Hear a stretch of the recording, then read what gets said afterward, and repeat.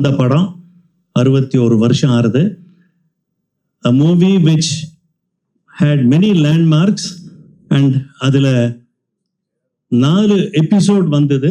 The most favorite episode was the Dharmi and Nakiran. உங்களை எவ்வளோ பேருக்கு இந்த விஷயம் தெரியும்?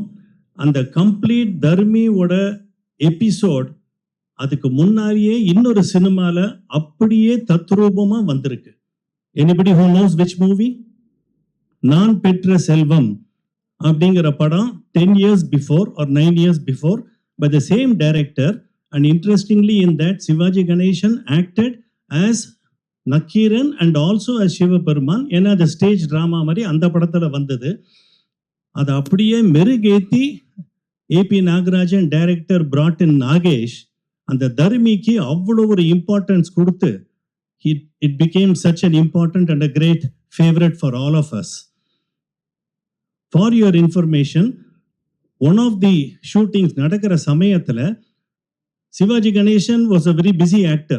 நிறைய இடங்கள்ல போய் நிறைய ஷூட்டிங் கால் ஷீட்லாம் முடிச்சுட்டு இங்க வரணும், இங்க வந்தா ஃபுல்லா மேக்கப் போடணும். whereas Dharmi, Nagesh was just coming up. Simple dress for him. Incidentally, if you have noticed, in the side of the lips-ல ஒரு white mark இருக்கும். That is to show he has a vitamin deficiency. அந்த அளவுக்கு poor அப்படிங்கிற அளவுக்கு நுணுக்கமா அதுல act பண்ணி காமிச்சிருக்காங்க. அந்த மாதிரி வெயிட் பண்ற சமயத்துல சிவாஜி ரெடி ஆயிட்டாரா, சிவன் ரெடியான்னு கேட்டுட்டே இருக்கும்போது இல்ல இப்பதான் கிரீடம் வைக்கிறாங்க, இப்பதான் உட்கார போறாரு, இப்பதான் பண்றாரு அப்படிங்கும் போது திடீர்னு Nagesh looked at the director A P Nagarajan and told him, sir ஒரு சீன் நடிச்சிடுறேன், பிடிச்சிருந்தா எடுத்துக்காங்க. This is one thing any director does. ஒரு காமெடியன் ஒரு சீன் பண்றேன்னு சொன்னா அதை டேக் எடுத்துருவாங்க, அப்புறம் படத்துல வச்சுக்கணுமா இல்லையா வேற விஷயம். அந்த மாதிரி தான் எனக்கு வேணும் நல்ல காலம் உதைக்காம விட்டாங்களே அப்படிங்கிற சீன் பூரா it was done as one take. And சினிமால if you see it, you will see the whole thing is practically without any break. If there is a break, it means somebody has cut it in between. அந்த அளவுக்கு he came out with the whole thing. And அந்த சிவாஜி கிட்ட அதை complaint பண்ணி உன் பாட்டுல குத்தம் சொன்ன உடனே சிவாஜி கோஸ் அந்த சபைக்கு போறார். சபை உள்ள போன உடனே இப்புலவன் கொண்டு வந்த பாட்டிற்கு இச்சபையிலே குற்றம் கூறியவன் எவன்? அவன் இவன் என்ற ஏகவசனம் வேண்டாம், அவையடக்கத்துடன் கேட்டால் அதற்கு தக்க பதில் கூறுவார்கள். அப்படியானால் மன்னரை விட மற்றவருக்கு இங்கு அதிகாரமோ? இது அரச சபை என்று தமிழ் திருச்சபை, இங்கே சகலருக்கும் சம உரிமை உண்டு.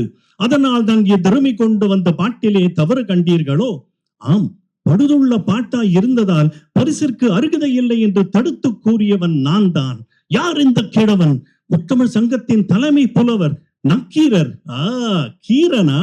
தமிழ் சங்கத்தின் தலைவன் என்ற ஆணவத்திலேதான் பாட்டிலே குறை கண்டீரோ? என்ன குற்றம் கண்டீர்? முதற்கண் பாடலை ஏற்றியது யார்? யாமே ஏற்றினோம்.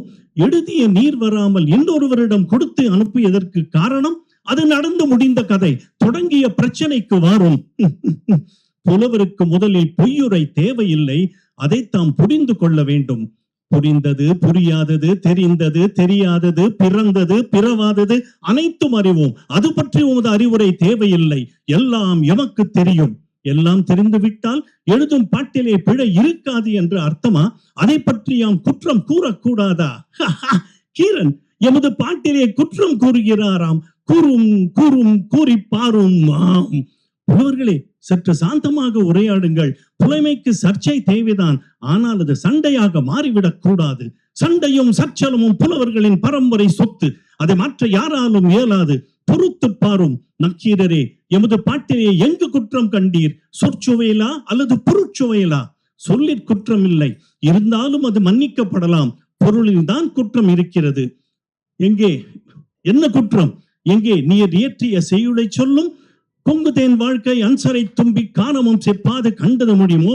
பைரியது கேடியது நட்பின் மைரியது சரிவது சரிகை கூந்தலின் அறியவும் உளவோ? நீ அறியும் பூவே, இதுதான் எமது செய்யுள்.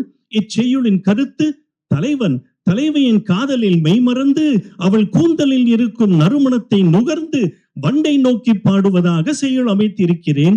இச்செய்யுளின் உட்கருத்து மலர்களிடத்தே இருக்கும் மகரந்த பொறிகளை ஆராய்ந்து கொண்டிருக்கும் தொம்பு இனத்தைச் சேர்ந்த உயர்ந்த ஜாதி வண்டே, நீ கண்ட மலர்களில் இம்மங்கையின் கூந்தலை விட அதிக மனமுள்ள மலரும் உண்டோ என்று கேட்பதை போல் செய்யுள் அமைத்திருக்கிறேன்.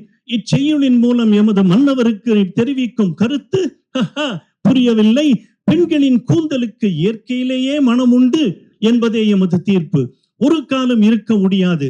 வாசனாதி திரவியங்களை பூசிக்கொள்வதினாலும் தொடர்ந்து மலர்களை சூடிக்கொள்வதினாலும் தான் ஒரு பெண்ணின் கூந்தலுக்கு மனம் இருக்க முடியுமே தவிர பிறப்பில் இருந்தே வெறும் கூந்தலுக்கு இயற்கையில் மனம் உண்டு என்பதை ஒரு காலம் ஒப்புக்கொள்ள முடியாது.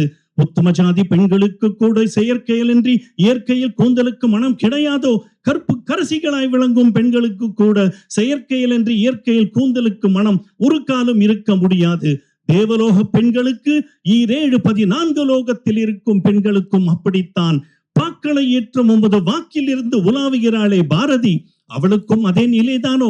கலைமகள் என்ன, நான் அன்றாடும் வழிபடும் ஈசனுக்கு இடப்பக்கத்திலேயே அமர்ந்திருக்கிறாளே அன்னை மலையவள் உமையவள், அவளுக்கும் அதே விதிப்படித்தான். உண்மையாக உண்மையாக நிச்சயமாக நிச்சயமாக உமது தமிழின் மீது ஆணையாக, என் தமிழ் புலமையின் மீது ஆணையாக. நக்கீரா, நன்றாக என்னை பார். நான் எழுதிய தமிழ் பாட்டு குற்றமா? புலவரே, நீரே முக்கண் முதல்வர் ஆயினும் ஆகுக. உமது நெற்றியில் ஒரு கண்ணை காட்டிய போதிலும் உமது உடம்பெல்லாம் கண்ணாக்கி சுட்ட போதிலும் குற்றம் குற்றமே. நெற்றிக்கண் திறப்பினும் குற்றம் குற்றமே. அங்கம் புழுதிபட அருவாலை நெய் பூசி பங்கம் பட வறண்டு வர கால் பரப்பி சங்கதனை கீர் கீர் என அறுக்கும் நக்கீரனோ எம் கவையை ஆராய்ந்து சொல்லத்தக்கவன். சங்கருப்பர் எங்கள் குலம், சங்கரனார் ஏது குலம்? தன் கை அறிந்துண்டு வாழ்வோம், அரணே உன் போல் இறந்துண்டு வாழ்வதில்லை. நக்கீரா.